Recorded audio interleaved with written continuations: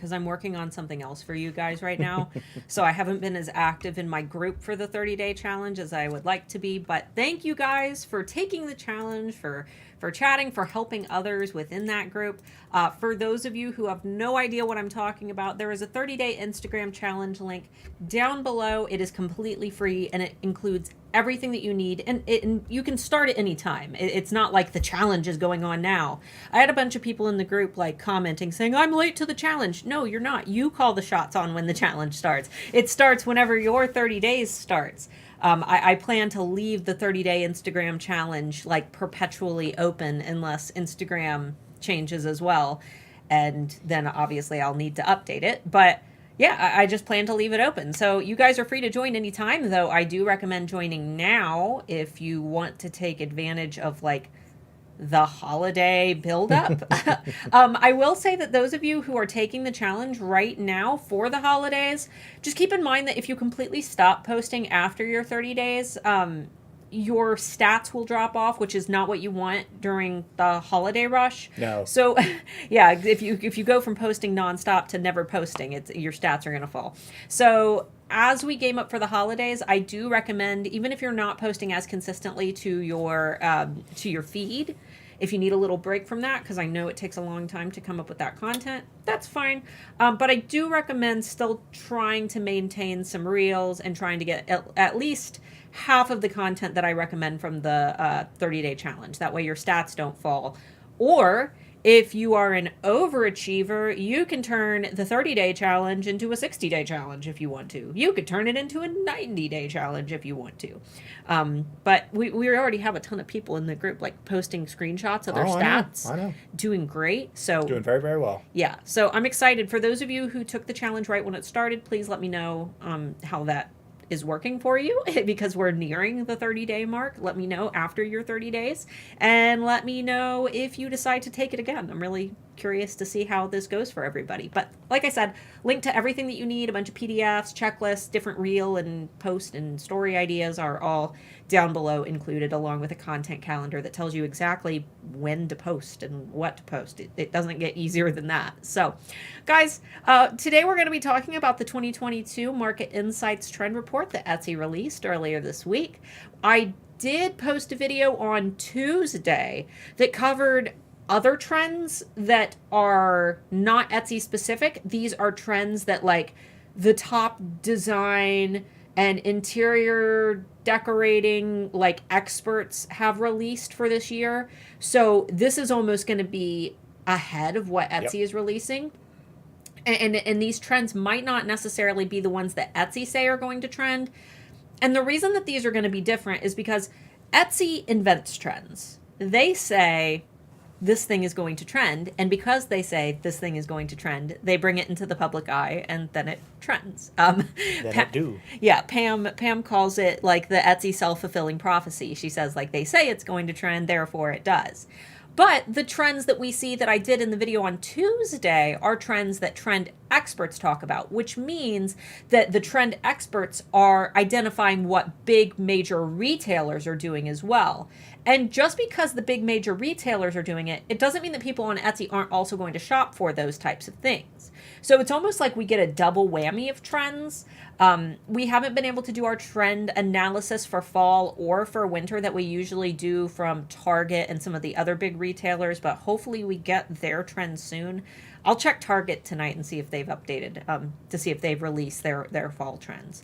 But that is coming. I just want to make sure you guys are able to prepare for the holiday season this year, because it's going to be big. I mean, it's big every year. November historically is Etsy's busiest season. So even if you can't offer like a Black Friday sale or a Cyber Monday sale or a Small Business Saturday sale, yada, yada, you should still be preparing for that busy season, just because there's going to be more traffic. If you know that the pond is fully stocked with fish, you're going to go to the pond on that day to catch some of those fish rather than waiting until all the fish are picked over, right? So you want to make sure that you're ready, and that's why we're talking about this as early as we are. Mr. Moore, did we have anything cool going on in the chat? No. No? No? Nothing? Katrina's working on her master's thesis. Awesome. Good luck. Have fun. That takes priority. Mm-hmm. I'm doing mine in September. We'll have to We'll try to have at least 3 posts a week after that through the holiday season. Yeah, that's great. I would try to do, your feed posts aren't going to be as important as your reels. So reels are where you're going to gain new audience members. I've heard that crabs writing dinosaur trends is coming in hot. That's the, Crabcore. no, that was, oh, crap. Who posted the crab in the student canvas? Somebody posted a crab riding a dinosaur with a, like, gun or something, wearing a cowboy hat. Yeah. Anyway, crustacean core, yes. All right, so let's go ahead and pop into Etsy's trend report. This is linked down below if you guys want to follow along with us, or you can just, look at it with us. I made it a point not to look at it. It'll be the other tab. Yes. Yeah. I made it a point not to even look at it because I wanted to experience it for the first time with you guys, which, let me tell you, that's hard to do when I know that I have to talk about something and then I just force myself to not gain any knowledge about the thing that I'm going to talk about before I go live to show it to you. So, and like I said, watch my video on Tuesday for extra trends if you look at these and you're like, ugh, because Etsy has a history of releasing trends that I personally don't like. So, but some of the trends that we did discuss in my video Tuesday are pretty cool. And then after this is done, I also am going to share the weird home decor website that I found, or it's an interior decorating site where you can find even more trends if you don't like these trends. So, We're going to talk about the seller protection update, or are we doing a video on that? With the purchase protection program? We already did a video on that. The update we literally got yesterday. Oh, that wasn't purchase protection. That was Etsy chat is back for those of you who don't have like any violations or anything. You should have live It's chat. in addition to the seller. Oh, is it part of the seller Yes, protection program? It's part of that. So if you don't, Okay. basically, if you don't have any violations and you've had at least one sale, they're going to be opening up 24/7 live chat back. If you have had, the wording is vague. So we don't know if that includes like shops that just opened that got shut down temporarily, like what seems to happen. If it includes like prior violations that you've had cleared up, we don't know yet. But we do know that they're opening up 24/7. They're expanding their customer service Thank God. representatives, which is what, again, we were talking about them using all the extra money that they're taking and putting it into good things. They're bringing back live chat. As long as you don't have any violations, then you'll have access to it. Yeah, let us know when you guys get that. I'm so freaking happy that we are getting that back. It's like they hired like 400 new people. I was hoping that some of them would be trained in customer service. Yes. So it looks like we're getting that. Yes. Well, we can talk about that afterwards. Yeah, if you guys have questions, just hold them until the end. This topic probably won't last super duper long, and we'll have plenty of time to answer your questions at the end if you've got holiday related ones. Lots of time. You ready? Yep, screen share. All right, so this is the Market Insights 2022 Holiday Trend Report. Etsy releases these in August of every year. This one came a little bit later than it did last year. I believe that last year we got it a week earlier than we did this year. So let's go ahead and take us a scroll. Okay, so these are all the different types of trends that they're going to be covering. How they want you to use it, timing. Yeah. So then they've got all of the holidays to plan for and the dates if you want to make note of those. The big one that you're going to want to plan for is Black Friday. Mm-hmm. I will have a free Black Friday toolkit for you next month. That is going to have tons of things to help you. It's going to have a Black Friday schedule, my Black Friday survival guide, marketing graphics. It's going to have a ton of stuff that you guys can use to prepare for this date. And in that survival guide, I recommend posting your Black Friday sale on Thanksgiving. That way you can post your sale a little bit faster than all the major retailers so you don't get drowned out in the news feed. But we'll talk about the importance of that a little bit later when we get closer to Black Friday. I'll have tons of Black Friday related videos for you. Holidays. So, I guess we've got a couple of their quick tips. Extend your holiday sales by stocking festive items soon to reach that early first wave of shoppers. Soon. We are already seeing that early first wave of shoppers putting in those initial holiday searches. I know that somebody had asked in the chat a few minutes ago if they should start listing their holiday shirts. Yes. Soon, yes. As soon if as not now, soon. Yes, as soon as possible. Get your holiday items out. If you're doing collection launches or if you're in Handmade Alpha Academy, I would attempt to get those collection launches out early September if possible, mid-September at the latest. Even if you got to hustle, even if you can't get your collection launch absolutely perfect, just get those listings in your shop. If you don't have your Halloween stuff out yet, you absolutely should as well. Yeah, Like, yeah. by now, you should have that out for sure. Absolutely. We're already seeing Halloween was one of the top 5 keywords searched on Etsy last week. Yeah. Yeah. Inspire shoppers to re-embrace holiday hosting with enticing servingwares, table linens, and drinking vessels. Look at that keyword right there, guys. Drinking vessels. For those of you Nobody's going to search that. for those of you, but like your marketing. Yeah. Think about that. Like on Instagram, Terminology. You're not saying I'm selling cups. You're saying I sell drinking vessels. Very interesting. So Etsy's going to once again be leaning more towards gatherings now that families are able to gather again in most countries. So I think that everybody who is able to sell like party supplies and things like that for the holiday, you're going to have a really great advantage this year. And with that tip, they're literally saying what we always talk about when we're talking about SEO. Don't just repeat what the product is.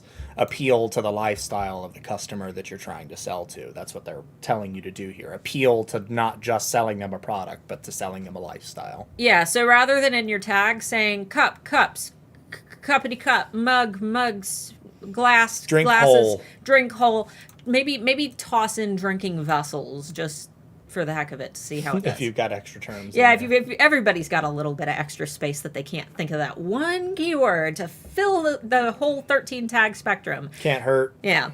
Try on new hues to mix up the traditional holiday color palette.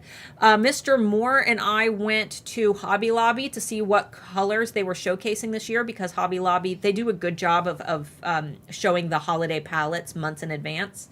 We saw some really interesting colors. I even took pictures. The pinks were different. Like a powder pink. The almost like skin tone spectrum that they did. Yeah, it's like a powder, like a very powder, almost rose gold, and brown, like a metallic brown. I don't want to even call it bronze because it was just brown, chocolate color brown ornaments. Matte. Yeah. Not gloss, but like actual matte. They had a lot of interesting color palettes this year that aren't traditional. It almost reminded me of the like chocolate candy cane. Yeah, You know what I mean? Where it's got like the kind of mint green and then chocolate and pink. Like I think that would be a cool palette for a tree, like mint green and like brown ornaments. So I've never seen it for like, I've seen it for other things, but I've never seen it for like bulbs. I've never seen like anybody decorate their tree in like a pink and chocolate. So don't just focus on like the red and white and green and red and blue and white. You can experiment a little bit more this year because there are a lot of crazy fun colors for holiday decor. Get eclectic by combining a variety of styles and encouraging shoppers through photos and styling. So look, we're encouraging shoppers through photos and styling to do the same. So what they're basically telling us is that you can combine styles and show your customers a little bit about how they might utilize your product to fit into their home, to tie an outfit together. Maybe you sell like really funky handbags, but then you post one of your listing photos of a crazy funky outfit and the girl holding the handbag to show how, they could do the same. Tap into wellness themes when offering gifts, including gift sets and items for self-gifting. Remember, we talked about doing gift sets. So if you sell necklaces and earrings, maybe for like they could save $5 by bundling those, and you have a listing where it's like my necklace and earring gift set.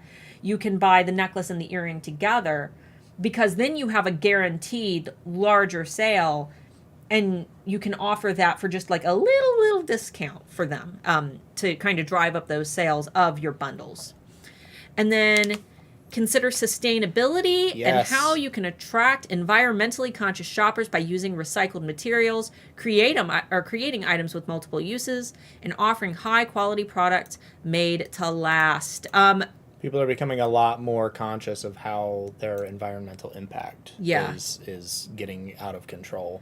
COVID made things real bad with plastics. Products made to last. If you make something that you know is made to last, maybe you make some type of furniture and it's better than the IKEA crap that like falls apart after a couple years, put on one of your listing photos like made to last. These are words that people are interested in. Etsy is giving us clues. So what do you make that's made to last better than something that you could buy at Walmart? Can you use those words? Like our products are made to last.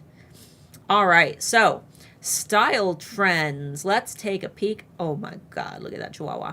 Look at the colors. We've got kind of like it's almost more of like an off-white. We have kind of a burgundy tone. We've got a lot of earthy greens, gold.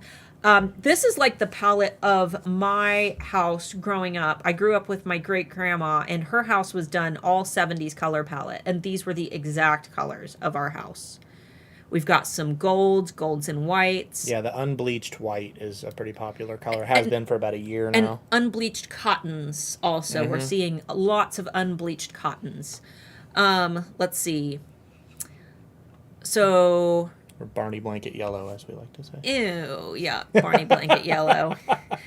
Okay. You know what I'm talking about if you were a 90s kid. Okay, so buyers may look for a bit of glamour this party season. Thanksgiving, Christmas, and New Year's Eve present plenty of opportunities for fashion sellers to shine. So we're looking at products that would be great for the holiday season, not just for gifting, but for holiday parties. Now, even if you just sell plain Jane, you know, maybe these aren't Christmas earrings, but maybe in your social media marketing, you could start talking about how these earrings would be great for a holiday party, and you could start showcasing them in a cool holiday, like scene, or someone wearing them, and you could mock up like a little holiday party. There are so many cool things that you could do with that. So Glitz and Glam, Sequins, which are huge right now. I saw like full green sequin dresses. So it really looks like it's shiny things. Sequins, shimmers, satins, 193% year-on-year increase in Etsy searches containing black satin dress. That's awesome. They must not have any white pets. Satin's easy to get hair off of. of. I was thinking of velvet, like crushed velvet. Yeah. I wonder why that is. Was there like a movie or something in popular culture that somebody wore a black satin dress? I mean, that's usually what happens. Somebody wears a dress and it like explodes. I think that it's just the ever-going presence of I would say that a black satin dress would be more popular moving into the 80s and 90s as opposed to the 70s. Yeah. It's got that kind of bougie look to it. Yeah. Going bold with bright colors. Let's see. This is where we were talking about going with those crazy colors. You don't have to stick to those traditional colors for the holidays, the reds and the greens. Expect shoppers to seek out head-turning shades like magenta, emerald green, and other sultry but warm jewel tones like yellow topaz or citrine. Berries and navy blues add to the dazzling mix. So holiday color palettes are absolutely crazy this year. You can actually Google 2022 Christmas tree trends and see those palettes, and then you can apply them to other products.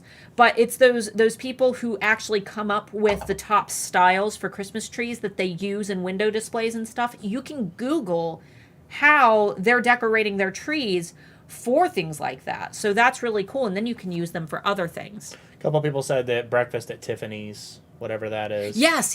Breakfast is what the black dress. You've never seen Breakfast at Tiffany's?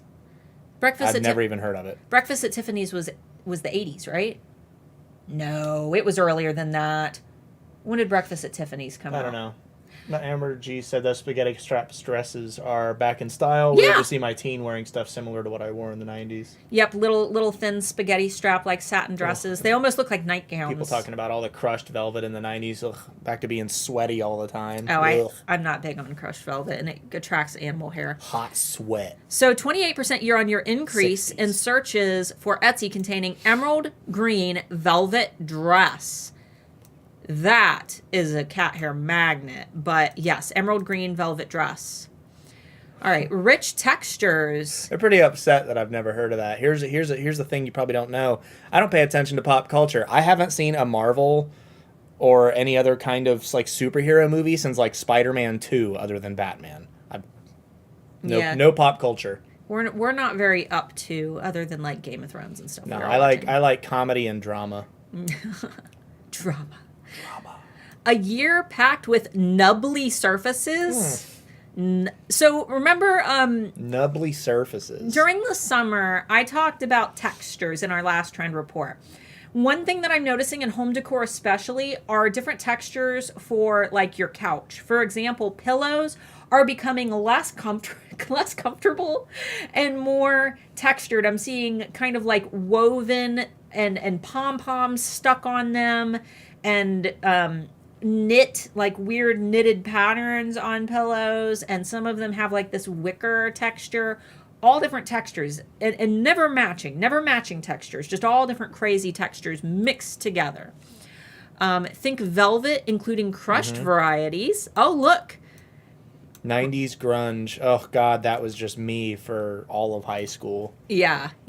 Ooh, cashmere. Who's creating their products in cashmere? You guys creating cashmere products? Man, if we're going back to 90s grunge, I'm going to have to start another Nirvana cover band.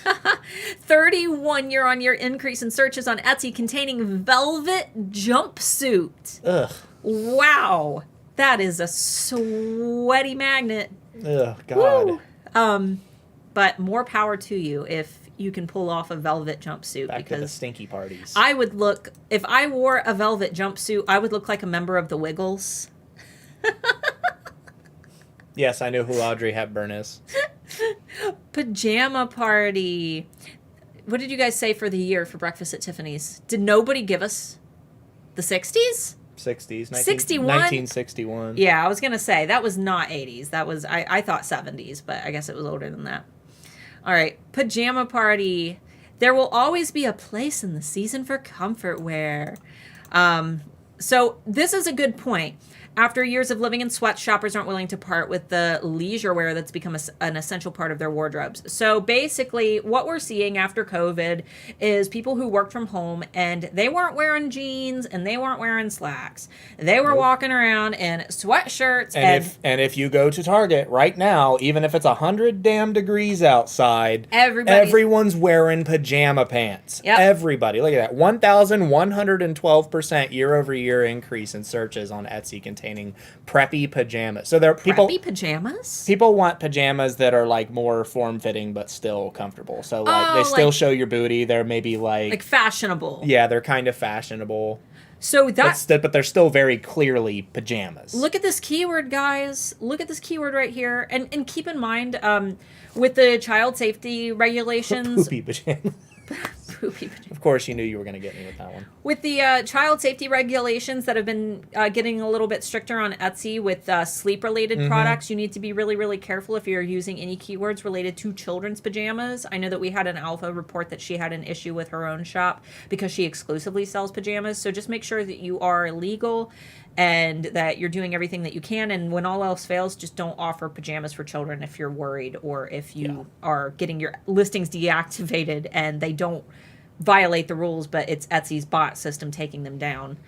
I don't like wearing pajama pants outside the house. I like feeling dressed. No, I'm the same way. I think people need to go back to leggings. I preferred that. I am in the pajamas right now. Good job. Now your feet are on the internet. Yeah, but they're super tiny and pixelated. If they try to blow them up, they're only going to see an itty bitty tiny little foot. I'm going to be on one of those weird foot websites now. Yeah, you probably already are. There's one specific. What is it?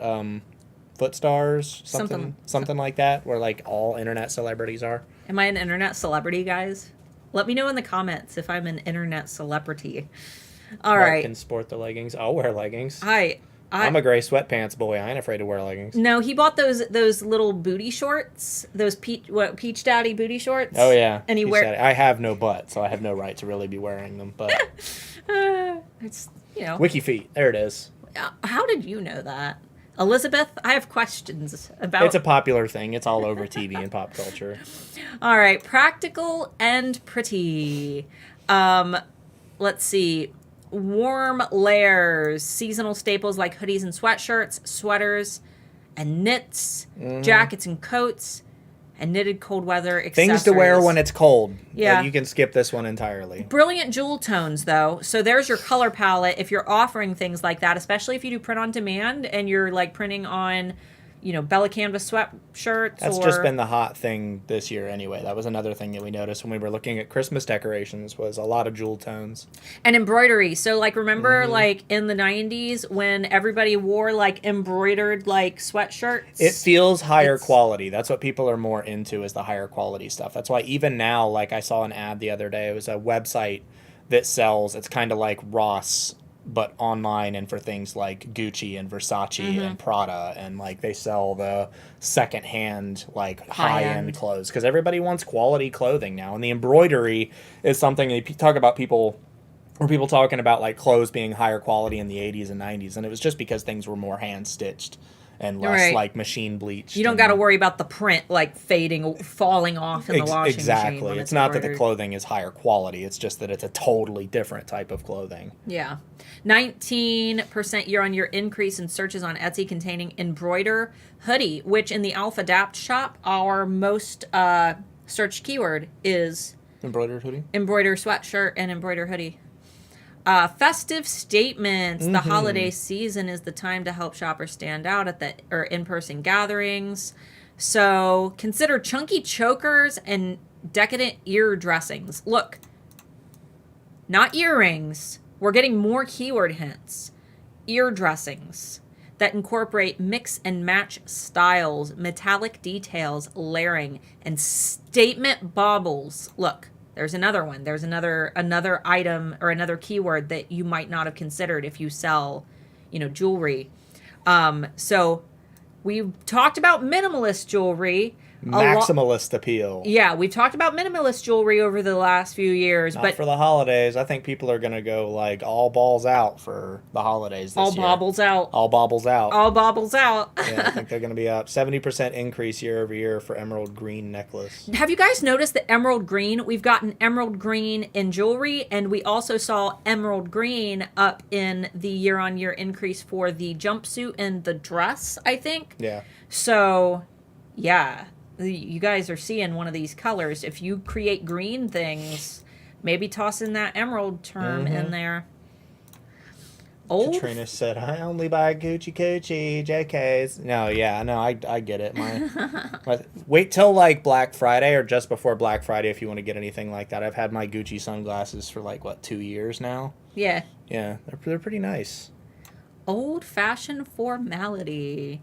So we've seen vintage and vintage style brooches grow in popularity over the last few years and anticipate they'll claim another moment to shine this season. Score bonus points among environmentally conscious shoppers by reworking found materials. So found materials. If you upcycle old jewelry to make new jewelry. And you can even throw reworking in there. You could do reworked, found materials, upcycled, once loved gems. Look at all these. And use your photos. So they're giving us ideas not just for more photo slots, but for marketing ideas. How your brooches can be worn on sweaters, coats, dress clothes, bags, or as a generous gift wrap topper. Wow, that's a cool way to use a brooch if you didn't want to use it as a gift wrap topper. And that's actually a pretty good idea. 78% year-on-year increase in searches on Etsy containing brooch vintage. That's really cool. My grandma had a drawer of all the Avon brooches. All right. So enticing engagements. So we're talking about actual engagements. Rings featuring colored stones inspiring our larger seasonal palette. Think opal, citrine, topaz, ruby, and sapphire. So we're not just talking diamond rings anymore. People aren't as attached to the idea of diamonds as, it's been pushed for the last forever. The whole it was a few years back, the whole blood diamonds thing was real, like, pushed into the mainstream, and people are like, I don't really want to buy those kind of diamonds anymore. And you can buy manufactured diamonds now, and they cost next to nothing.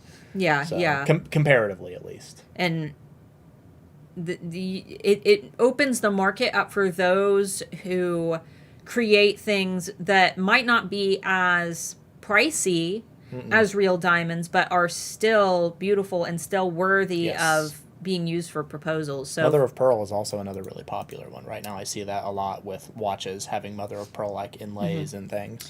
Did you know, fun fact, that Ashton Kutcher bought Mila Kunis's engagement ring on Etsy? They bought it from an Etsy seller.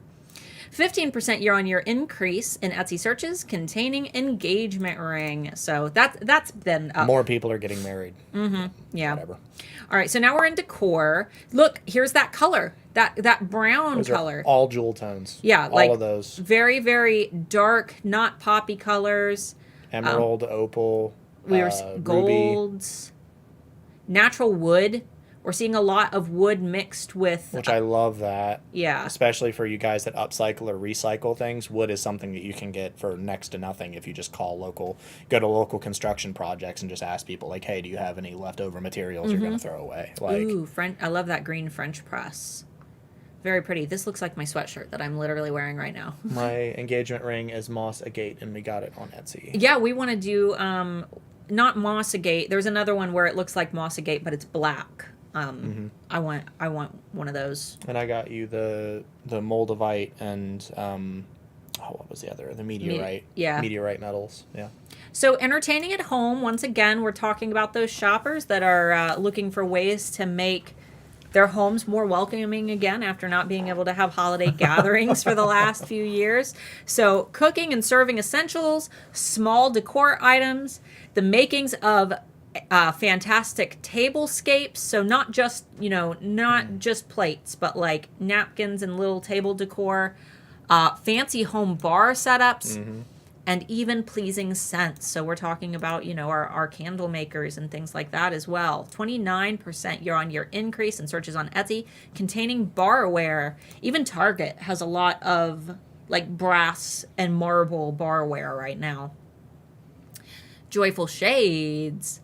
Cheerful colors could culminate in a mood-boosting burst as magenta and emerald green put a spin on classic color palettes. So 158% increase on emerald green wall art. So for all of our wall art people or our digital art people, maybe start taking a peek at your tags and see, is there some emerald in there you could toss? This is like the fourth thing that they've said emerald has gone up. So emerald's definitely peaking. Yeah. Whimsical Muse said even natural clay ornaments would go well with this. Natural clay is kind of a big thing right now too. Even if you look in, you go to like Target and go to their like plates and bowls and things like that. Most of them are intentionally imperfect. So they give it that like made by hand appearance where edges are like not round. Raw they're kind of flat or kind of wonky on one side. Obviously theirs aren't handmade, but all right. That handmade kind of look with clay is real popular right now. Playful kitchen items from the past, including retro coffee makers, dinner plates, and cheerful cookie jars. We just found that the recipe container that was from like the 60s or 70s. 70s, yeah. 70s. The old metal recipe boxes. We just found one of those in our house. Found one of my grandma's that has recipes that would have been like her grandma's. Yeah. Yeah. But the old like fun cookie jars back when cookie jars were super duper fun and they were shaped like things.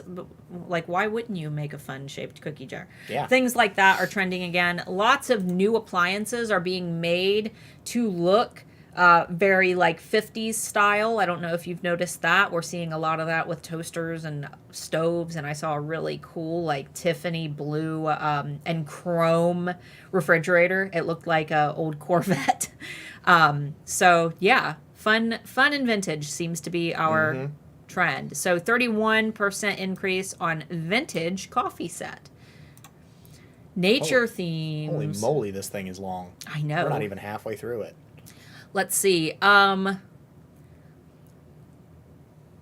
With so much comfort found in the great outdoors and even backyards, we anticipate shoppers heavily incorporating rustic touches into their homes this season. Offer ideas for bringing nature in with botanical. Hey, this is that keyword in my video on Tuesday that I talked about. Botanical details, dried flowers, branches, and woodland motifs. So botanical, when we talk about botanical when it comes to Christmas, we're not talking about evergreen trees like we would normally see. There is this huge trend in trees made out of ferns and vines and moss and things that, if you live in Ohio, you're certainly not seeing those items in wintertime because they're all dead. But we're seeing them, kind of making their way into the holiday season, so that's fun. Think mushrooms and majestic creatures, including larger scale animals like bears, moose, and deer. So lots of kind of like the North American woodland creatures, and more of the cottagecore aesthetic like we've talked about. So 56% year-on-year increase in branch chandelier. That's interesting. Formal fun. They're like dressing up their house like children of the corn. So, fancy dishes and silverware, eclectic glassware, and custom details. So, for those of you who make like custom plates and engraved cups and things, that might be a good thing to start really, really promoting heavily. Table linens, chargers, and personalized napkin holders elevate seasonal meals. Chargers? I don't know what chargers. What's a charger in reference to tableware? Let us know. 108% increase in table napkin. Cool. Okay. Refined rustic tablescapes. So let's see, olive greens. Once again, we got those greens, rich browns, rusty hues inspired by dirt, moss, and turning leaves. Chargers are the big round things that are like placemats that go under your main plate. Got it. Okay, I know what you're talking about. I always just called them placemats. Larger, fancy plate under your dinner plate. Waste of space. Got it. Yeah, okay. I got it. Incorporate greenery, branches, fruit, and wheat elements to play up the found in nature feel. So these are all things, even if you don't make products like these, this is ways that you can take your photos as well. I just went to Hobby Lobby and saw all kinds of little like wheat, things that you could use to make wreaths and stuff. You could buy some of that for your product photography to experiment with. 129% year-on-year increase in natural wooden tea candle holder. That is a long tail keyword right there. Mix of eclectic and traditional. So that feel foraged and fancy. Let's see. Consider arts and crafts movement florals. Arts and crafts movement florals. Okay, so arts and crafts movement florals. I'm thinking like, I don't know, macrame. Sure. What is that? Okay, you guys get to teach us another vocabulary word. Whoever wrote this liked to sound smart. What is chinoiserie? Let us know. Rustic accents, wicker and rattan pieces, and carved wooden details. So carved wood, that's one of the big ones that we're seeing a lot of. Fine china. Fine china, okay. Blue and white chingergars. Got it. Oriental designs, jars. Gotcha. Okay, that makes sense. Let's see. So the carved woods add the mix heirloom status-worthy pieces. This is a term that I'm seeing a lot.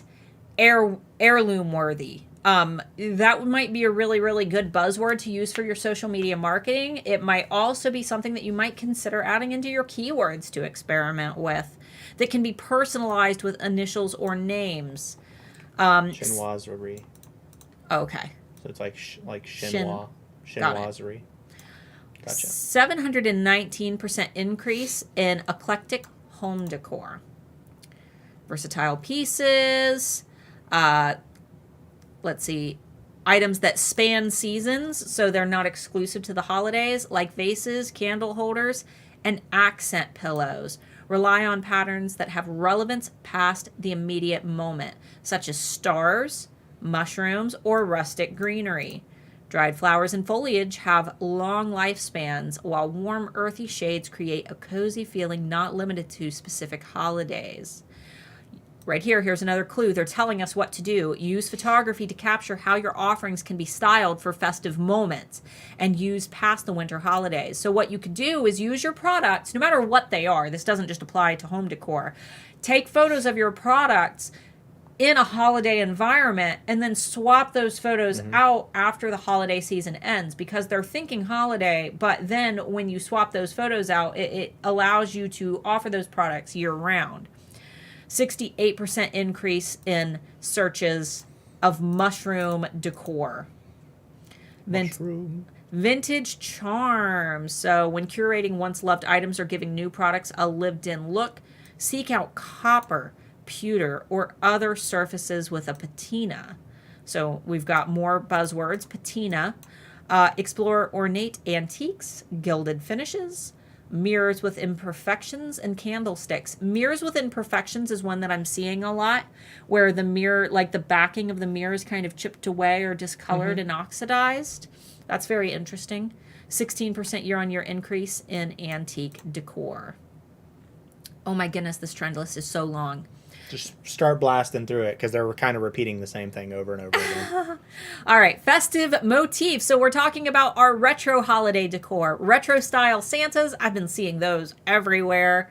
Christmas chickadees, foxes, snowmen, and reindeer all prepare to frolic among winter foliage, including detailed leaves, mistletoe, and pine cones.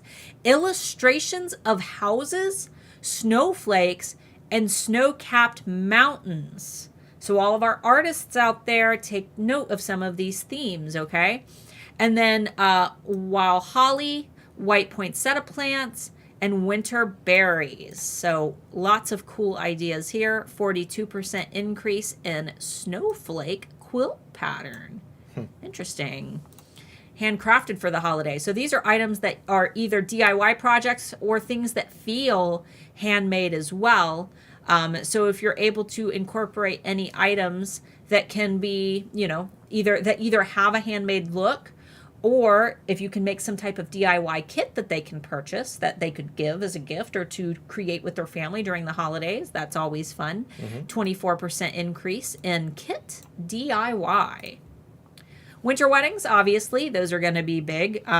So we've got bright pink and green palettes for the holidays. That's really, really fun. Look out for rich fabrics and deeper shades and jewel tones. Etsy's color of the year, emerald green, was made for this moment. All right. So now we know. Apparently it was their color of the year. 114% increase in searches containing emerald green bouquet. All right, on to gifting trends. Ooh, that wrapping paper. That is so fun. Oh, I love this. Gray. Ooh, I like those. I like all of this.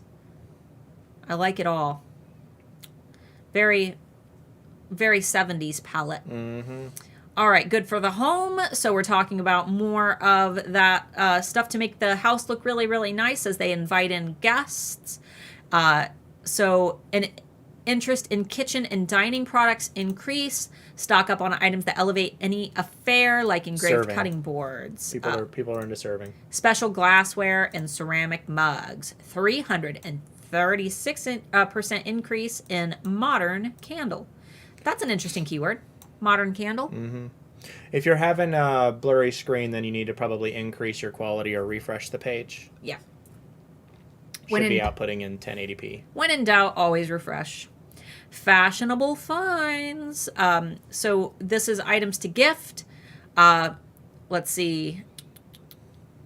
So we've got sweaters, hand knit scarves, and hoodies. Jewelry are always, good things for the holidays. Everyday necklaces. Here's a cool keyword right here. Everyday necklace. 27% year-on-year increase in large statement necklace. So here's some more keyword ideas for you. Wellness kits. These could be for gift to self. They could be self-care kits. They could be kits, gift kits for kids, gift kits for pets. The usual spa kit staples, soaps, bath bombs, teas appear alongside a growing group of wellness-themed products. Think about offering them for quiet reflection, like meditation accessories and gratitude journals. So we could just do, self-care themed kits with journals and pencils and candles and things like that. 30% year-on-year increase in care gift box. So don't just think about gifts that they can give to other people. You could also do, gifts for them, gifts for self-care gifts. People saying that it's this video. If you're on mobile, you need to go into your quality and probably do custom and then set it to 1080p. Yeah. Also, Johnny, 1080i is weird because this video is not interlaced. Should be 1080p. Gifts for keeping entertained. So puzzles. I've been seeing wooden puzzles, especially for little ones, being really popular.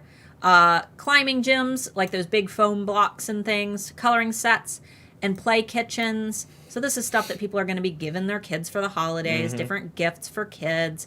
Game offerings with design shoppers will be proud to display as decor. So cool chessboards and like checkers and things like that they can actually set out on the table and look really, really nice. Maybe they're made of wood. 45% increase in board games. Gifts by recipient. So these are going to be things like, gifts for her, him, kids, pets, hosts. So for example, birthstone ring mom had a 14% increase as well. So thinking about specific recipients rather than just trying to target everybody. I would just flat ignore this one. Yeah, popular price points. It's just kind of talking about how people kind of search for categories. Price within your industry. Yeah, under 30, under 50, under 100, and over 100. That's for like temporary Etsy sellers. Price within your industry. Passion plays. So these are going to be people who are crazy about certain things. Wine lovers, coffee addicts, techies, or people who love getting cozy at home. Consider how themes like these can inspire some fresh festive offerings. So could you combine your items together or create a marketing campaign where you focus on, 10 gifts for coffee lovers? 43% year-on-year increase in searches containing soccer dad gift. Personalized items. This has been the most searched item on Etsy is personalized gifts for the last forever when it comes to holiday time. So personalized art prints or portraits, leather goods featuring engraved names and initials, and thoughtful everyday jewelry displaying the names, initials, monograms, or even handwriting of loved ones. 142% year-on-year increase of custom photo keychain. Imaginative scent vessels. So think beyond candles to diffusers, solid perfumes, and incense. And when offering candles, consider using containers that appear highly giftable and take the place of gift wrap or can be repurposed to reduce waste. Candles in cool jars or candles that don't need to be wrapped because they are already in a cool container. 34% year-on-year increase in home scent. That's an interesting one, a cool keyword for those of you who do candles and things. Gifts for goal setting. So this is going to be like, we're going to see this trend last for a while. So if you make journals, planners, anything motivational, calendars, planner stickers, and things like that, planner accessories, this is your time to shine because you're going to be popular like through January when people are ready for their new year, new me. 50% year-on-year increase in goal worksheet. So this is great for those of you who do digital downloads as well. Handmade gifts. Looks like we're at the last one. This is Etsy. This is. I was gonna say, of course. Kind of a given here. But these are kits. Yeah, so, I know what you mean. So appealing to crafters of all ages and skill levels, focusing on candle making or wood carving kits, or timely DIYs for making festive ornaments and holiday card making. 26% year-on-year increase in searches containing craft kit kid. Very cool. So real quick, Mr. Moore, well, before we go on, you guys, you can find this link down below the video, but I do have one more that I just quickly want to show you. It is from, let's see, trenddesignbook.com, and this is going to become one of my new trend hunting websites. This site is really cool. I was actually looking to buy their trend book. It is ridiculously expensive. Don't like, do it. It's so expensive. Don't do it. It's not worth it. Not for just a year worth of trends. This is what interior designers and people like that like keep in their workspace where, you know, you go in and you browse their lookbook. Yeah. This is for them. Don't do that. However, they did trends on lavender, talking about how lavender is going to be a hot holiday trend, which you guys know that Pantone's color of the year was very Perry. I see lavender drinkware, holiday ornaments. I'm even seeing lavender in flavors and scents becoming popular, home decor. I love lavender flavor. Oh, yes. Our favorite drink right now is a gin and lavender lemonade with Hendrick's gin. So good. Neons, guys, 90s, 80s and 90s, especially thanks to Stranger Things. Cyberpunk. And cyberpunk. The synthwave music is very, very popular right now. Cyberpunk is getting to be big. Little disco ball ornaments. They're talking about mirrored decor as well. Gaming, techno, crazy, vibrant color options. Neon signs and things like that. And even if you can't make a neon sign, maybe you make cards, make a design that looks like a glowing neon sign. Make it say like Merry Christmas, but it looks like a neon sign glowing, you know? There's lots of ways to incorporate these trends.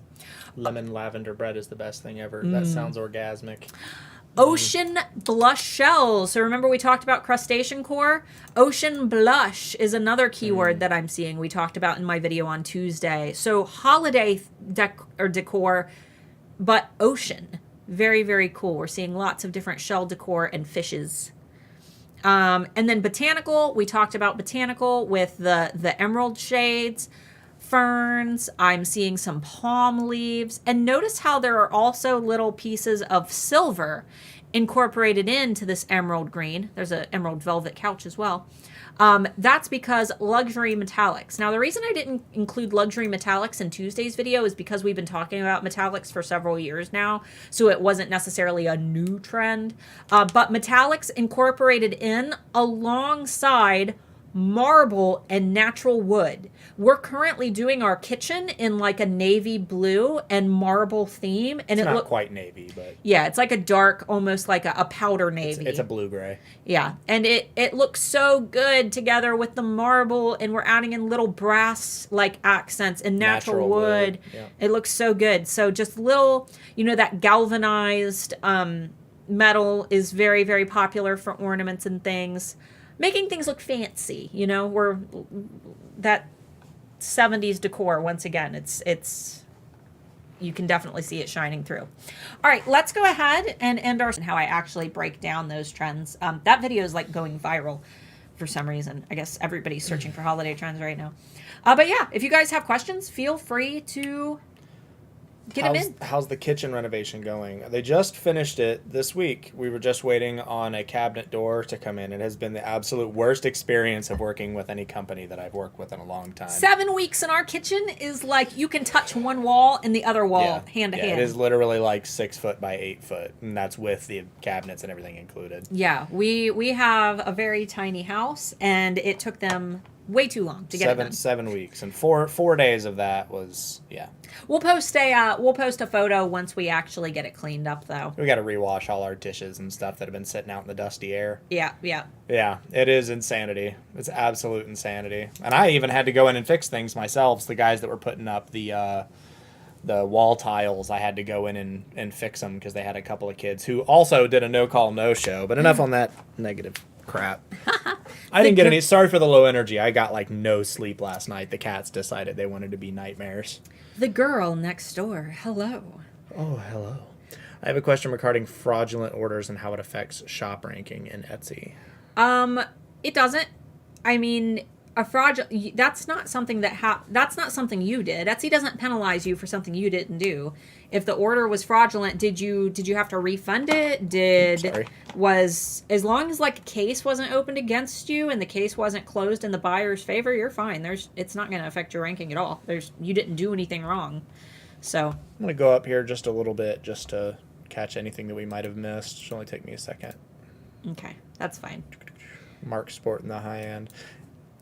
most people buy like Oakleys, which are like $250 to $300. Just spend the extra $100 and get yourself some Gucci's or some Pradas. The thing is, he buys expensive sunglasses, but then he has like very, very light blue eyes, so he has to wear sunglasses. I have to wear sunglasses. So he wears them every single day. I think, here's a little lesson from Starla while Mark looks for questions. I think that if you have something that you are using on a daily basis, you should buy whatever the most primo version of that thing is. And within your price range. Yeah. And the most important thing that you should spend money on is your mattress. You spend half of your life on your mattress. Make sure you have a good mattress. I know that everybody's like, oh, I'll sleep on any old thing. No, spend money on your mattress. You don't need to have anything else that's super duper bougie, but make sure you've got a good mattress because that's part of your home. And I literally only bought the Gucci ones. I normally go with Prada, but all the ones that the sunglasses, not the mattress. Yeah. Gucci mattress. I get my Gucci mattress. Imagine how bougie that would be. No, but Prada that year, like all of the sunglasses were just those terrible, huge, like large frickin' frame. I'm not into that. Is the term from the evergreen word being used to describe thing that lasts? Evergreen are things that are forever or supposed to be forever. Yeah, but I don't know if people are.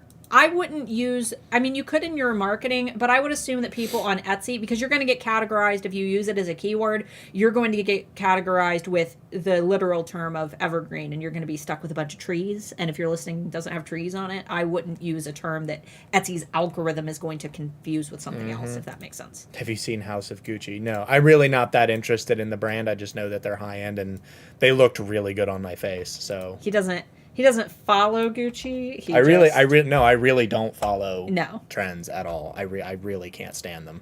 That's why I quit wearing the like standard frickin' Oakley glasses, because I don't want to look like I beat women. Yeah, the Oakley sunglass look, like in Ohio. It's a stereotype now. Yeah, it's just turned into kind of a joke here. He has a pair. I do. Yeah, I use them when I do yard work. Or I'm working outside because I'm not afraid to beat the crap out of my $90 sunglasses.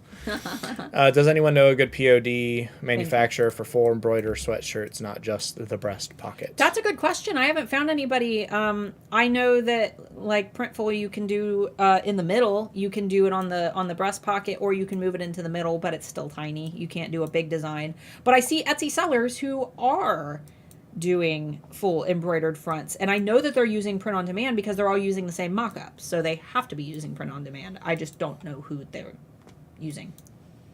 People are talking about the chargers being something when people used to use like actual linen table covers to keep it clean. My grandmother still to this day, my grandma Moore still to this day uses a linen table cover, and she uses like paper placemats to protect it. And every time we go there, I splash something on it. And every freaking time. She uses the like bleached cotton though, so she can just throw it in the washer with bleach. Yeah.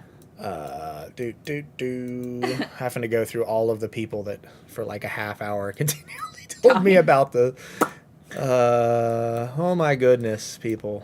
I love you guys. Where are most of the Etsy buyers located? I'm in Asia, deciding between digital and physical products to sell. U.S., both sellers and buyers will be the majority in the U.S. It's going to be U.S. will always be dominant. Doesn't mean that's where most of your buyers will come from, because I do believe they try to centralize. They will prioritize your products in search for people who are local to your area, but that doesn't mean that you won't be shown in searches for U.S. buyers. And it doesn't matter if you ship or not. I believe that digital products are still being prioritized to people who are more local to you. But that shouldn't matter too much. As long as you're using keywords that are in English, you'll take priority in the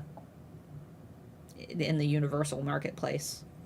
Tina said Printful has them now. Oh, do they? Oh, that's new. Oh, that's awesome. We'll have to get in on that. We need do you guys want a big giant embroidered Friday bean with the new logo? No, it's got to be a Smarkla. No. Embroidered Smarkla. Oh, no. Do you think customers care or differentiate between knit and crochet? I've noticed lots of people still call crochet knits, so wondering if I should include a knit as a tag. Might as well. I would. Most people don't know the difference. I only know the difference because my mom crochets, but knit is one. I would go into erank.com, go to the keyword tool and do a comparison, crochet versus knit, and see which one gets searched more. You can also do the compare keywords tool on erank.com. You want to do that real quick? No. No? Okay. No, Compare get through keywords. questions because it's already 1 o'clock. Compare keywords. Compare them and see which one does better. Where can I get cheap cardboard backing for art prints? If you're going to use cheap cardboard, a couple people I think recommended against it. If you're going to use it, I think a lot of stores will. Like, I remember when we were packing to leave California, Walmart would just give away all of their, like, boxes and crap they were going to throw into the trash. So call some local stores and see if anybody would be willing to give you their recycled cardboard. Plus, that puts you, like, lower carbon footprint and all that buying cardboard. You might be able to get it for free. Yeah. Otherwise, like, if you're in the U.S., like Uline, probably. Paper Mart. Uline is expensive. Uline is an expensive Well, brand. if you buy in bulk, it's cheaper. Paper Oh, Mart. right. Yeah, but that's like Uline sells to like corporations. That nobody's buying that much cardboard. Looking for. Would DIY cut and sew projects be good for this category? Absolutely. Probably. Totally. Anything that they can do, any type of little DIY would be great. Hendrix is the best. Yep, agreed.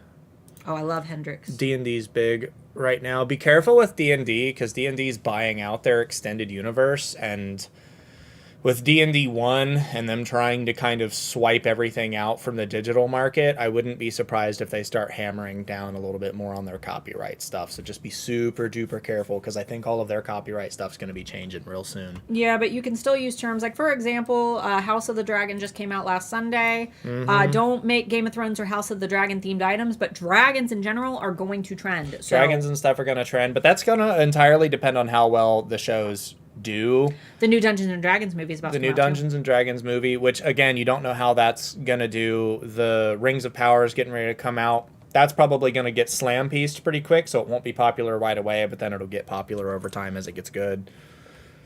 Yep.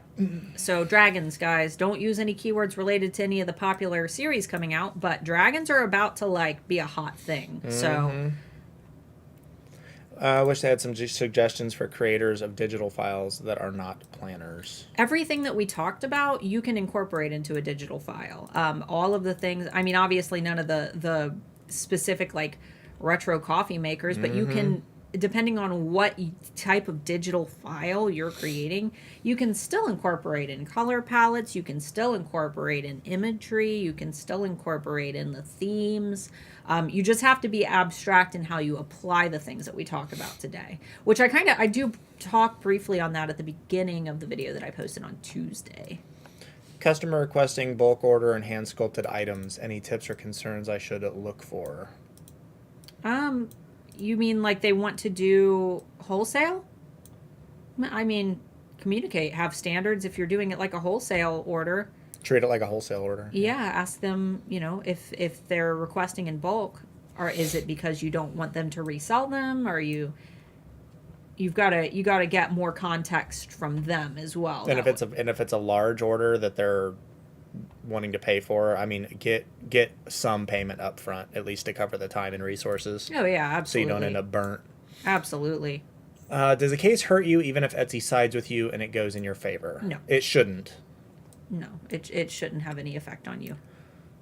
Just got a purple mattress and I love it. Good mattress, did wonders for my back. Need a new bed so bad, we just can't afford it for years. I would honestly put aside some of your fun money and get one.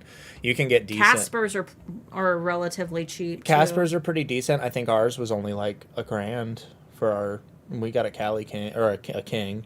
Yeah, I don't know what brand it was. Idle Sleep. Idle Sleep. Yeah, Idle Sleep mattress. We got got one of their dual hybrids. Dual hybrids, yeah. The Tiffany paper clip. You'll only ever need one paper clip for the job. Tiffany & Co. has a paper. How much was it? Was it like their highest? It was ridiculous. It was like $1,000 for their high-end paper clip. It's a statement piece. Yeah.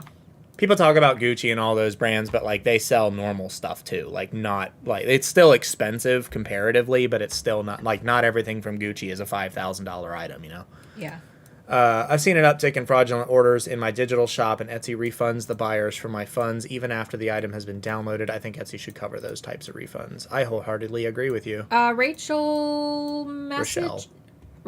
Oh, is it? Message Etsy, you should have, if not now, then soon, you should have their chat support as long as you don't have any disputes or cases against you. If not, you can go into your shop manager on the left-hand side. There should be a contact tab. You got to click through like 50 stupid menus to find a way to actually get to an email address.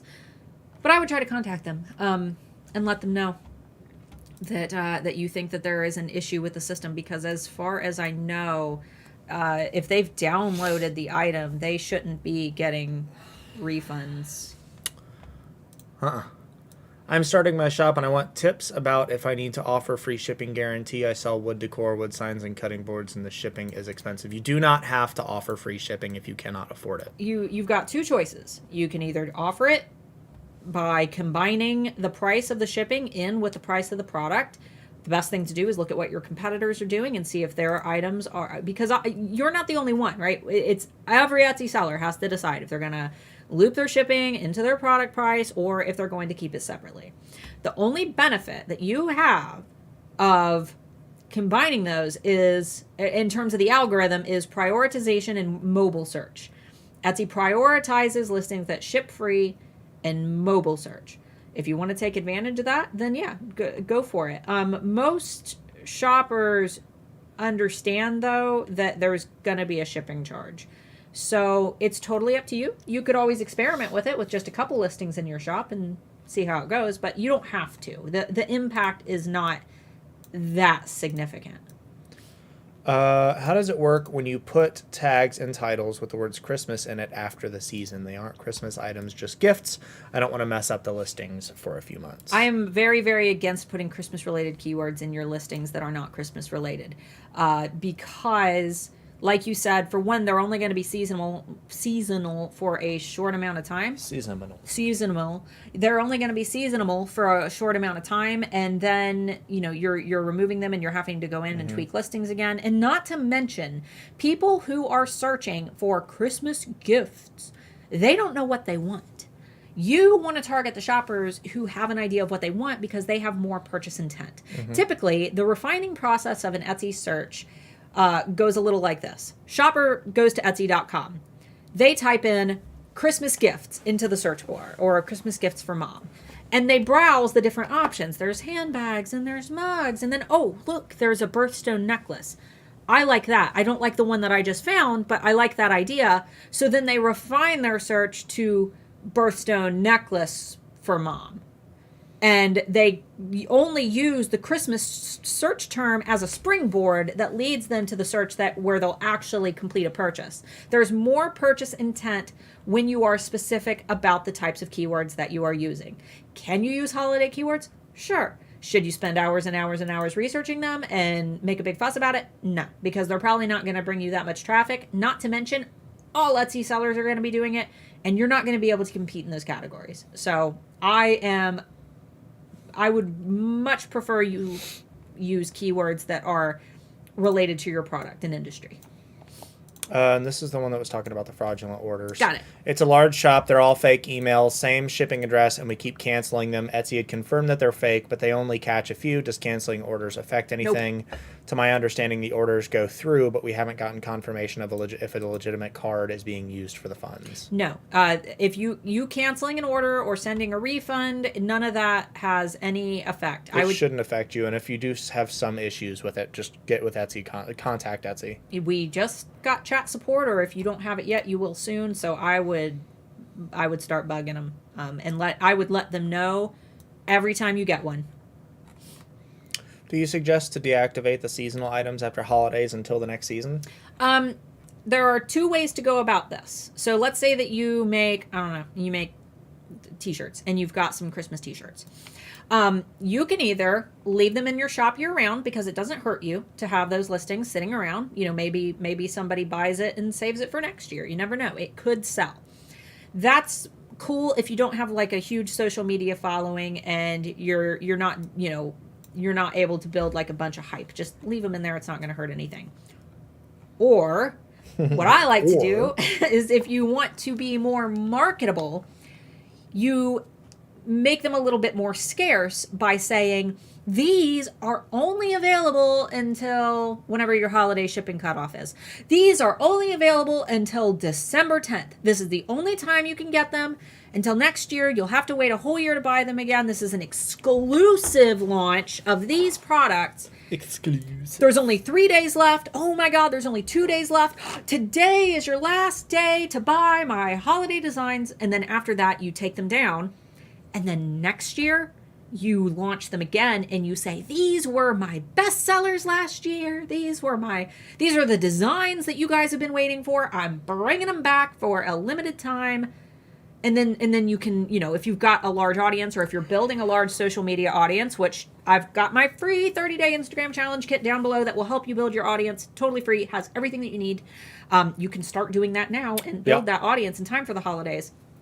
Then I would say that it would be better to take those listings down because it gives people a reason to buy quicker. So you might get a couple straggler sales throughout the year, but you're not going to get as much of a flood as if you have an audience and you advertise this exclusive line of holiday-themed shirts that are only offered for so many weeks.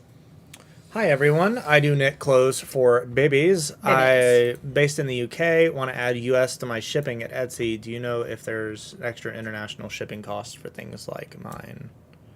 I don't think there's additional cost, but it will cost more to ship to the United States. Yeah, absolutely. I'm assuming that you're using Royal Mail. You'll just need to check with Royal Mail and see how much it's gonna cost you. I will say to make sure that you are following both UK and US regulations for babies because there are strict regulations that you have to follow in order to sell those products legally.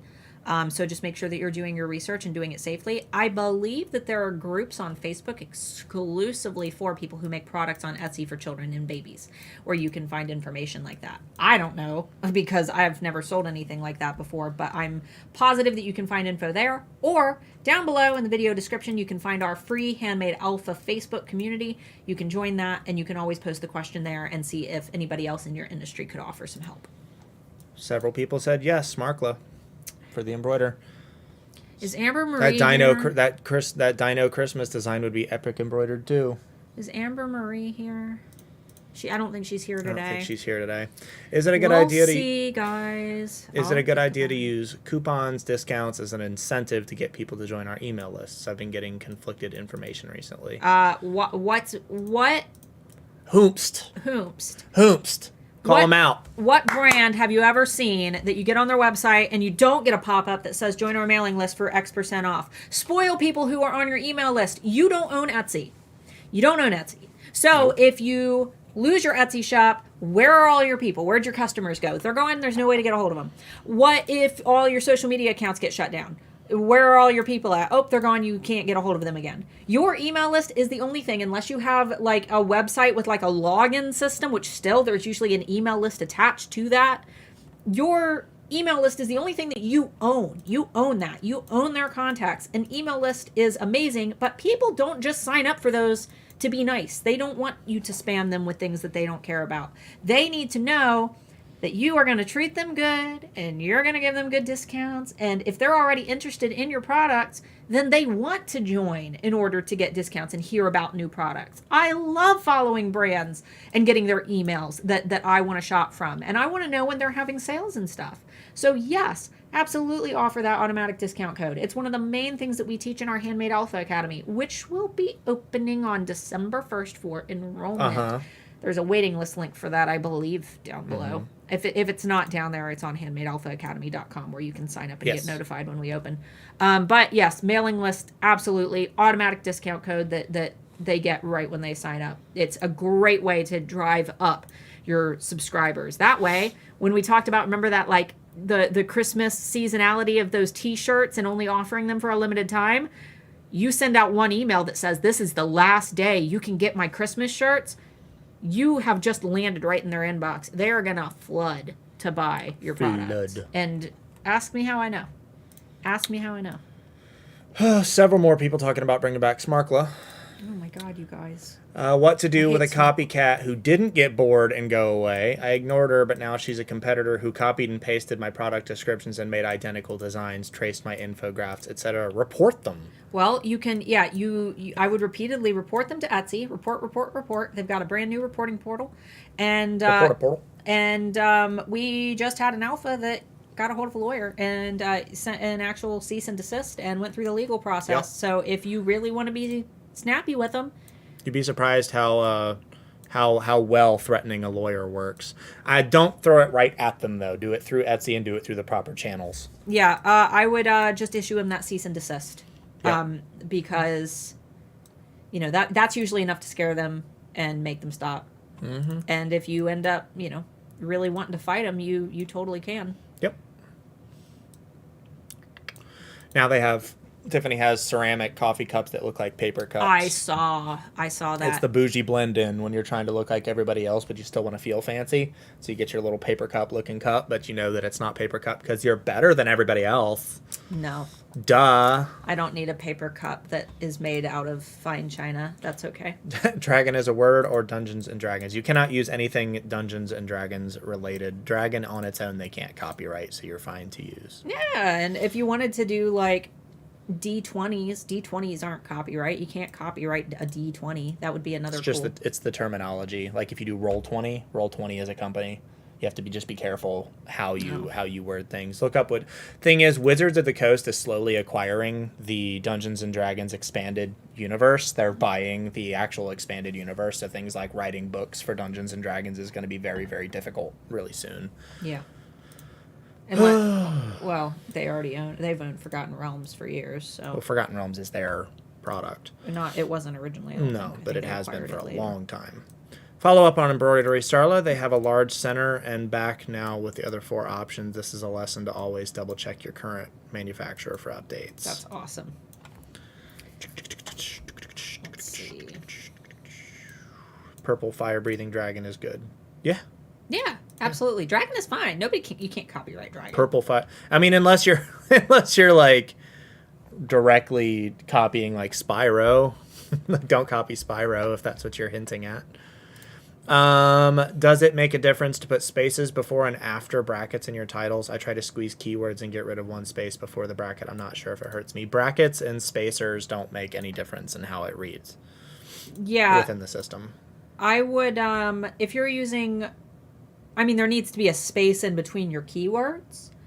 But, as long as you're not like doing like Christmas ornament, comma, no space, holiday decor, as long as, ornament and holiday aren't like crammed together with a comma being the only thing in between them. No, it should be fine. I always did the / just because I thought it looked better, but that took up 3 characters. So it would be like space, / space. I just liked the way that it looked, and I usually could fit it in without sacrificing too much space. But it's just however you want to do it. You can do aesthetic labels like Dragon Core, Goblin Core, etc. Be careful. Look up that stuff because Goblin Metal is a really, really, really big thing. It's so like bad. Goblinomicon and all of those people. There might be a band actually called Goblin Core, so you need to be careful. Do you think they just have look it up? They don't have a copyright if they do. I almost bet they bet do. you. Is there a difference between refunding or canceling an order? No. No, in terms of the algorithm, no. In terms of what you do, yeah, because refund, you give them money back. Goblin Metal. Ooh, I gotta know that keyword. It's pretty terrible. I think Goblinomicon is the name of the band that Alex listens to all the time. Yeah, look it up and let us know what you think. Just type in Goblin Metal and it's its own thing. If you like war, it's right down that alley. It's not good. It's not good. I mean, production-wise, it's very good. Production-wise, I'm sure It's extremely professional. Very professional. And they'll be more famous than I ever will. So very professional for what it is. I do not like. They tour worldwide constantly. Anyway, I see some prices on competitors that offer free shipping, and I think, how can this person afford that? They must be getting almost no profit out of their products, especially now with the wood prices. That's good. Good. It's good that they're not making a profit. You know why? because they're not going to be able to sustain what they're doing for very long, which means that they are going to burn out and eventually they are not going to be able to sell anymore. Either that or their products aren't truly handmade, in which case it is just a matter of time before, one, they either get bad reviews from people either, realizing that this isn't actually handmade, or, oh, this is crap because it's not handmade, or two, they get their shop shut down. Don't focus so much on what competitors are doing when you realize that they are doing things that they are not supposed to do. Because at that point, they are no longer your competitor. They are somebody who has a very limited amount of time on the platform before they're either going to burn out, get shut down, or get review bombed to the point where they can't sell anymore. Don't focus your energy into it. It is not a good or efficient use of your time. Any time that you use, looking at their shop, you could be using to do Instagram marketing or something that could actually help you to make more money than they do. And they corrected me. It's 𝔸𝕗𝕗𝕗𝕗𝕗𝕗𝕗. Oh, okay. Yes. I have one where the customer isn't communicating with me and I can't process the order until they tell me what they want. I would communicate with them a couple more times, and if they don't get back with you, cancel the order. Yep. I would usually, you can extend out the shipping. So back when you go to your orders page, you can move your shipping date. If it's like nearing the ship by date, move the ship by date. I would do it by give them like a week.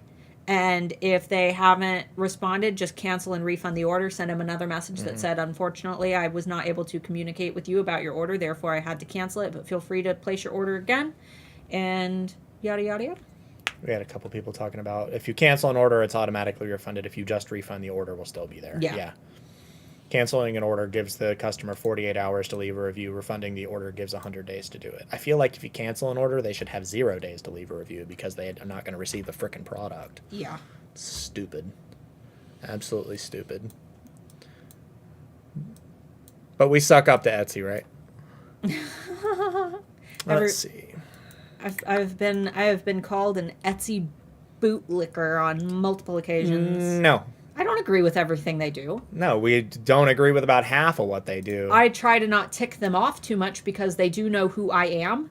They do. They know exactly who we are because when we email them and we receive the copy and paste the swipe file response, we say, you know who we are. Please don't do that. Please respond to me with a legitimate answer. And then we get this big 5-paragraph they know who response. we are. They're like, oh crap, sorry. They know. Please don't tell your 26,000 fans that we're buttholes. Yeah, because they are sometimes. We're Etsy and us. We're cool. We're cool. We're cool beans. The thing is, we have ourselves made a living on Etsy for a long time and teach people that make full 6-figure income livings off of Etsy. We love it as a platform, but just like everything else in life, we don't have to like everything that they do. No. Let's see. It's like your weird uncle. You gotta love him, but you don't have to like him. You don't have to love your family. You're allowed to get rid of them. That's true. I have a 3-piece gift set. Don't know how to pronounce decoupage. Decoupage. Sure. Clipboard, coordinating file folder, and wooden mini crate for pens, etc. Do you think this could work for gifts for goal setting? Sure. Sure. Sounds like it. Yeah, absolutely. As long as you're able to explain why. I think that would be great. I'm looking into starting. Thanks for your honesty. Awesome. Unlike the majority of people that coach on YouTube, we genuinely try to be as honest as we possibly can within the legal realm of things. Yeah. Sometimes we just can't talk about things because then you could go mess something up and it comes back to us. But we always let you know. You guys can literally ask us anything. We are fine answering any questions, and if we don't know the answer, we'll tell you that, and we'll try to tell you where you can find the answer. But for the most part, we've had so many experiences on Etsy working with hundreds and thousands of people, and we work, we're managers over at erank.com, which is Etsy's largest SEO tool, as I say in all of my videos. So our spectrum is so big when it comes to what we see. We have this massive bird's eye view that most Etsy coaches don't. We always know what's going on. And because of that, we're able to offer pretty decent advice, I think. I'm assuming you guys think so too, because you're here listening to us. And yes, Tina, your question was literally next on the thing. Oh. I know you're just getting started with POD, but how on earth do you keep track of all your income per sale with all of the fees from production as well as Etsy per different product? we just kind of let them handle all that stuff. Amber is really the one who takes takes priority with 𝔸𝕒𝕒𝕒𝕒𝕒. We don't take income from that. That entirely goes to Amber. Yeah, I'm currently very slowly but surely working on my print-on-demand shop. It is not technically like open. There's nothing in it yet, but I'm working on items for a launch. I'm just having to do that slowly because I'm also working on that holiday boot camp for you guys. So I will come back to that question a little later once I actually get my new print-on-demand shop up and running. As for 𝔸𝕒𝕒𝕒𝕒, Amber does all of that and margin settings. As of right now, we just keep track of when prices change, and every once in a while an alpha will email us if we miss an update. We just got an email for somebody saying that the Champion hoodie increase has went up. The prices went up. Yeah. So we have to go through and fix all that. All right. It is 1:25, so I'm going to go down to Sarah Howell's comment and stop there. Okay. I feel like some customers try to bully shops into refunding items, like keeping the item and receiving it, or receiving a refund. Is this extortion? Technically, yes, but careful with throwing words like that, because unless you can prove that they're extorting you for the item, then he's going to side with the customer. So just be aware. You can set your policy that you do not give refunds unless they return the product. That's totally fair and well. Like with the UK law, they have to be willing to return the product, right? They have 14 days to return the product if they want to receive the refund, which you have 14 days to legally give them. Yeah, so yes, it is extortion, but be careful. You have to be able to prove it. Just like anything legal, if you're going to claim a legal anything, you have to be able to prove it. Could you stand in court and prove that they're doing what they're doing? How do you use the word Christmas if it isn't a Christmas item in your tags and titles without hurting the listings or your shop by changing them for just a few months? That's why I say that I don't like doing that. Yeah. That's exactly from your previous question. That's exactly why I said I don't like seeing sellers do that. You could add in, if you've got the space, I wouldn't remove any keywords that are bringing you traffic, because then you risk harming those listings. But if you're like listing new products, or you're working with a listing that doesn't already have traffic coming in, you could add Christmas gifts for you it might be Christmas gifts for new mom, and that might bring you some traffic. It's not just Christmas by itself. You need to also try to create a long tail keyword out of it. So like, Christmas gifts for new mom. And then you've got the added bonus of gifts for new mom and Christmas gifts for mom you're broad matching for, and gifts for mom you're broad matching for. So how would you recommend using videos in your Etsy listings, showing your items, like a puppet moving or a scarf worn? Yeah, whatever creative way. I mean, any of those. If you're given an opportunity by Etsy to describe or show off a product in a way, there's no reason you shouldn't be doing it. It's like people not filling out their shop sections, or like use everything that you have available to yourself. And this holiday season, our alphas are already reporting that while shopping on Etsy, they're able to scroll over those photos on a search page, and the photo then transforms into the listing video. So think about how those thumbnails appear in the Etsy search page, and start thinking about making sure that your videos are also going to, display well. If someone were to scroll over in the Etsy search page, it plays your listing video, which, videos are taking priority in most sales platforms anymore. So I recommend using CapCut to edit those. I've got a video on my channel right now. If you search Starla Moore CapCut, you can learn how to edit your videos for free, make them look really, really good. Cool thing about Etsy listing videos is there's no sound, so you don't have to worry about editing out any noise. Yet.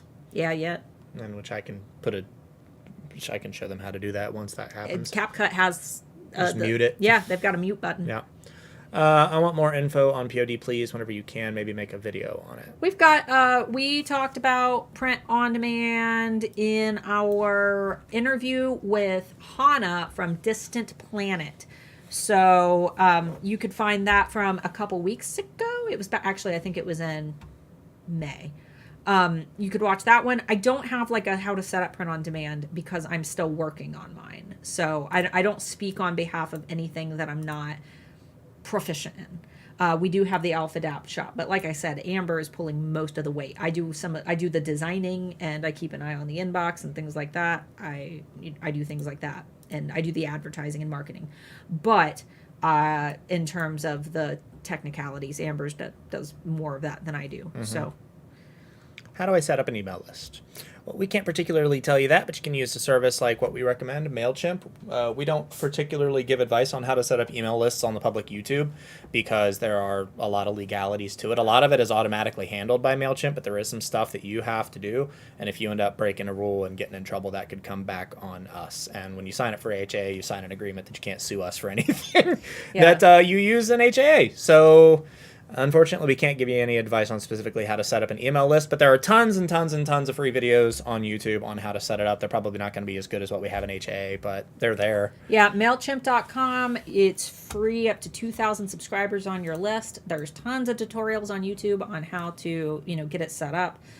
Just make sure that you do research into GDPR, General Data Protection Regulation, which is for anybody who joins your list if they live within the EU. You don't have to live in the EU to need to comply. You have to comply if anybody joins your list from the EU. And the Can Spam Act. As long as six other privacy policies that are in the works in different states in the United States. California's got one. I think Wisconsin's got one on the books. I think Florida's got one. Compliancy of GDPR and Can Spam Act will probably still loop you into all those. Yeah. Basically, you're just keeping people's not intellectual property. Wait, yes. Personally identifiable information. PII, that's what I was thinking. Personally identifiable information. And if you think you live in the United States and you don't have to comply, that's not true because the U.S. does respond to lawsuit requests from the United Kingdom and most of Europe. So if they decide they want to sue you, they probably never will. But if they decide that they want to sue you, they totally can. And it's expensive. It's very expensive. I hope you didn't talk about this and I missed it, but you mentioned not to use the word pajamas, but I couldn't find anything on Etsy that I couldn't. I don't think we said that. No, I didn't say pajamas. I said that that children's sleepwear and children's pajamas. Yeah. Because of the recent there's a more strict bar being set for those who sell children's sleep products. You have to be very, very careful. I'm not an expert on it, but I would just Google Etsy children's sleepwear, and you should be able to find the rules that Etsy has stated. But we do have alphas who have said, it was my stomach. Oh. We do have alphas who have said that even though they're complying, their listings for children's sleepwear are still getting taken down. So yeah, a lot of their stuff is automated because it's bots taking it down. I had a customer reach out to me before purchasing an item and asked about my refund policy. I told them I did not accept returns normally. This is also in detail in my shop policies. After getting their order, they reached out to me with a huge long ranting messages about a few tiny stains on the ankle of the tracksuits they purchased. This was in the listing photos and thoroughly written out in my description. I feel like they have buyer's remorse and are bullying me into a refund. I'm scared of a bad review. I mean, if there's stains on it, that's up to you to refund that, right? Like, you can ask for pictures. Yeah, you said that they're complaining about stain. They have a no returns policy, and they're complaining about a few stains on the ankle of the joggers. Is it worth it to you to fight it? Is it worth it to possibly? They'll probably leave a bad review. Is it worth it to you? If they're in the EU, you have to. Do you make them by hand or are they POD? Because if they're POD and you're not accepting returns, that's kind of on you because you really should. Stuff happens, unfortunately, with POD companies. We've had stuff where we've received it where we've had prints that have just been absolutely wonky, crappy looking that when they came to us and we wouldn't sell them. Sometimes maybe a person gets a little bit sloppy or a machine gets clogged up, something happens and somebody receives a really crappy print. If you're doing POD specifically, you absolutely should be accepting cancellations and returns. Yeah, I'm just not sure. Vintage 90s tracksuit. Got it. Okay, did you disclose that it had the stains? Yeah, okay, she said that she did. Okay, if you disclose that you had the stains, then it's not entirely up to you. Yeah, I would say that I've disclosed it multiple times and yada yada. You're still risking the bad review either way. Either way, you really are. You got to decide what you would rather do. I mean, if as long as you get the product back and it's still in selling condition again, then I would say that it might be better to just accept that return. Because if it's vintage, then it's used anyway, so it's not like... Yeah, sometimes you got to bite the bullet. Yeah, I know that sucks. And if but it's vintage, it's already something that's worn. It's not like you can't immediately resell it and put the Yeah. listing back up. Like you totally can. Exactly.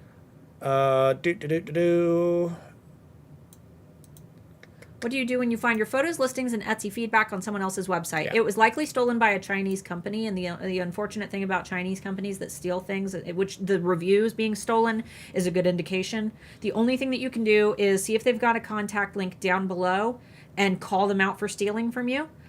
Most of the time they don't respond to those, and if they live in China, they don't live within any jurisdiction where they're going to comply with your complaints. And you can also get on a website called ICANN, ICANN, who is, WHOIS, and you can put in their website URL and it'll tell you who the domain is through.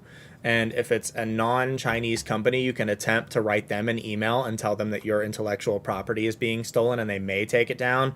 Most of the time, they won't. Chinese companies don't care, and the Chinese government does not respond to requests from anyone outside of China for legal disputes. So. Yeah, this is the one case where I hate to say it, but usually when a Chinese company steals your photos and makes a scam website, they're not shipping your product. Obviously, they're shipping either junk, or they're not shipping anything because it's a scam.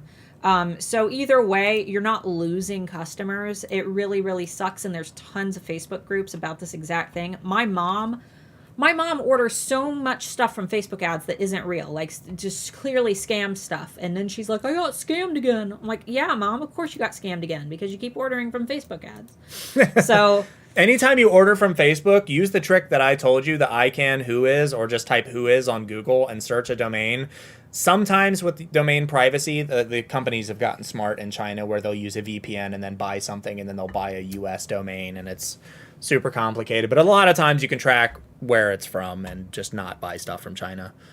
This person had reposted somebody else's question and said, please answer. We do questions in the order in which they're posted. Please don't repost other people's questions. We love you guys, but it just up the chat, you know? Yeah, we got to keep the chat organized and clean so we can get through and answer everybody. Got to make sure that we're able to do this. Uh-huh.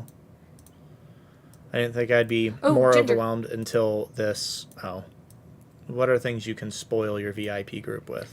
So for those who don't know, a VIP group is going to be a Facebook group where you post exclusive content just for the people who want to follow your brand very closely. A Facebook group is different than a Facebook page because it gets prioritization in the newsfeed, and it allows people to talk directly with you in a cool little environment that you create. I recommend spoiling your VIP group with exclusives, things that you don't post everywhere. You can totally post the things that you post on your normal social media, but you should also post things like sneak peeks, early access to, view the new collections that you're working on, exclusive discounts that they can't get by following your normal page. You could do live streams where you chat with them, videos where you're making products, giveaways every once in a while to get a free product. Let them help you come up with designs. Let them take polls and participate and get feedback. Amber Marie has the very best of all of the crazy Facebook groups for fans. I recommend checking out hers. It is the Ambaholics Anonymous on Facebook, and she's my favorite because her group is full of crazy dog people. So, yeah, there's tons of ways to spoil your VIPs. I didn't think I could be more overwhelmed until this trend video. These trends reflect my upcoming collections I wanted to finish for the seasons that I planned out for this year but didn't get to. That's okay. That the thing is, a lot of these trends are likely going to maintain for a while. So trends are very similar year on year. So you should still be okay. Are song lyrics trademark, copyright? Probably a dumb question. Yes, unless they're public domain. However, I will say when it comes to music, the artist doesn't always get the say. If they're going through a label or if they had someone else mix and master their music, technically they don't own the rights to those lyrics anymore. The mix engineer or the mastering engineer owns the rights to that. The music industry is dramatically more strict than any other industry, including people like Disney. it's actually a huge issue, especially on places like YouTube right now. People that do reviews or people that do covers and things like that. There was a guy that breaks down the science of music a couple weeks ago posted. He did a thing like best 10 songs through this time period and did like a little quick 5-minute breakdown of a bunch of different songs. And he had 12 different music labels copyright strike his YouTube video within the first hour of it going up. They have bots that automatically look for that kind of content. So if you're doing music lyrics, especially if it's somebody who's actually popular that people would buy products for, that's an absolute automatic no-go. Don't do it. Yeah. Don't touch music. Stay away from the music industry. Is it okay to open an Etsy shop with just 1 to 2 digital products? Yeah, it's okay. You're probably not going to get as many sales if you've only got 1 or 2 digital products. I would try to get more products than that. At least 10. 10 is a nice, well-rounded number. You can do whatever you want that doesn't break Etsy's rules. You just probably won't be as successful with 2 products as you would if you had more. Because every product you launch out into the Etsy Netherland is going to be a new highway that you establish that allows people to find your shop, depending on the keywords that you use for that listing. Mm-hmm. YouTube gods brought me here today. Great content. Welcome. Thanks for coming. Let's see. This is it. This is where I said I was cutting it. I'm not answering any questions below that because...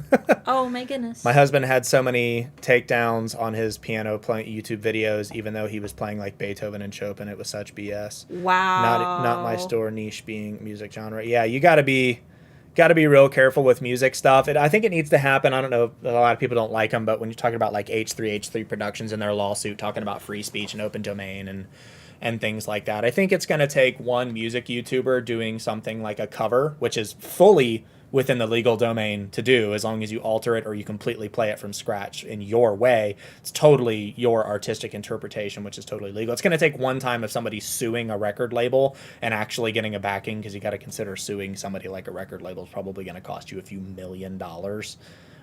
It's not going to change. The music industry is terrible. We even have crappy, it's been an Indian company every single time. Companies try to copyright strike us for music that is open domain that we have either purchased the right to or got from a royalty-free website. Looks like we only had 2 questions anyway, so we can go ahead and grab them. Should we optimize the descriptions? We can use keywords in there, just not tags. Yes, I have a video on this. It is called Etsy Algorithm Update 2022.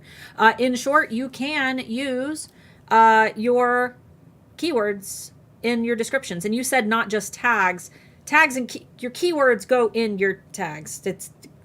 Those are the terms you want to be known for. So whether they're in your tags or your title, those are keywords. You can keyword optimize your description. The weight that your keywords in your descriptions hold in rank is not very significant. If you can get them in there, cool. Most of you probably already do. But when Etsy, we also saw in the Etsy overview where they talked about the update, they said try to get your most important keywords as close to the beginning of your description as possible. They did not say to increase rank. So a lot of people are saying, oh, they're only reading the beginning of the description. No, that's incorrect. They're reading the full description. They're reading the full description. They're saying put your most important keywords at the front of your description, because that's where most people are going to be reading. That's where your shoppers are going to read. And more than likely, they're only using your descriptions as a further way to categorize your products in search. Yeah. They're probably not using it for weight at all. Yeah. Anyway. All right. And then we had, let's see, one more. I'm a new seller, and I was wondering if it's a good idea to set up my own site. I don't know if that's really hard to do or expensive. It can be relatively expensive. It's not super hard if you use a builder. There's tons of YouTube tutorials on how to do that kind of stuff, and we'll be hopefully in the next year adding something like that into HAA. And then potentially doing another course on how to do your own website stuff. We haven't decided yet, but it's totally up to you. We have a lot of sellers. If you get a Handmade Alpha Facebook community, the public page. Down below? Link down below. There's tons of people that have their own websites that would be willing to provide you advice. So. Yeah, I used Wix. I built a little Wix store for my book. For those who don't know, I wrote a science fiction book called The Channel. So if you search The Channel by Starla Moore, you can buy it anywhere, including Walmart.com. But anyway, I set up a web store for my book for, t-shirts and merch. And it was pretty easy. I connected it to Printify, and I got the whole thing up and running in like 2 or 3 days. Yep. Pretty easy, not super expensive. Obviously more expensive than Etsy is, but not too bad. And the benefit of having both an Etsy shop and a website is that if for some reason your Etsy shop gets shut down, you've still got your website. So We created a very basic website for my boyfriend's art, and it was about $100. Yeah, you got to have your domain, got to have your SSL, and then however you're actually building the website, whether you're using a builder or building it from scratch. There's a lot to it, but it's not super complicated. Question about video posting. Okay, this is the last one. Doing this is possible within listings, pick first, or video of item being used, shown first, or post a link to the external video. You just upload the... I'm not quite sure what you're asking. The video is in the listing. Like, you can upload your video into your listings, which it'll be like right where your photos are, right where you upload your photos. And that will show, usually it's the second thing. You'll have your thumbnail, and then when you click on the listing, the video will be next. But you don't get to choose any of that. It's not like putting a link to a video in your description. You're actually uploading it, which all you got to do is go into any of your listings right now and click edit, and you'll see that option. So all right, but it's 1:45. We're going to go ahead and cut it here. Thanks for everybody who's still sticking around. I think at our peak we had like over 250 people in here. We're growing like week over week. It's getting pretty freaking crazy in here. Keep an eye out. We'll be opening Handmade Alpha Academy on December 1st. You're not going to want to miss out on that. oh god, no. Your upcoming projects as well, coming out relatively soon. We've got lots and lots and lots of stuff in the work. Make sure you're subscribed to the email list. Any of our freebies, 99% of what we do is free. Make sure you get in on while you can. 30-day Instagram challenge link. That's free. That's down below. That comes with PDFs, a posting schedule, lots of different cool facts about Instagram. Please don't throw things at me. We don't actually spam you with emails like most other coaches do. Yeah. We hate that. We hate getting email spam. We'll send you an email anytime we release anything and nothing else. Yeah, that Instagram challenge kit is completely free. Comes with so much stuff. It's something that like I see my competitors charging for. And I was like, I'm going to do it for free. So they're probably mad at me right now, but that's okay. All right, guys. Thanks so much. Yes. And we do have, for those who are alphas with the upcoming project that she is working on, HAA students will get it for free. Yeah. Non-HAA students, we haven't actually picked a price yet. We don't know what we want to charge for it. We're doing a 7-day holiday boot camp, basically. But it is not reversible. You do not get a discount on HAA if you've already purchased it. We're just we give everything to our alphas other than full-size courses. If you join HAA this December, that means that the next year's boot camp you will get for free. So yes. You will get all future boot camps for free. All future boot camps you will get for free, yes. Fun stuff. Yes. No details on that yet because I am still working on it. I am in the weeds every day with it. Wish the word alpha hadn't been tainted by mean, bad podcast men. Good Lord, I know. We agree. We try to stick to the wolf motif. Andrew taint.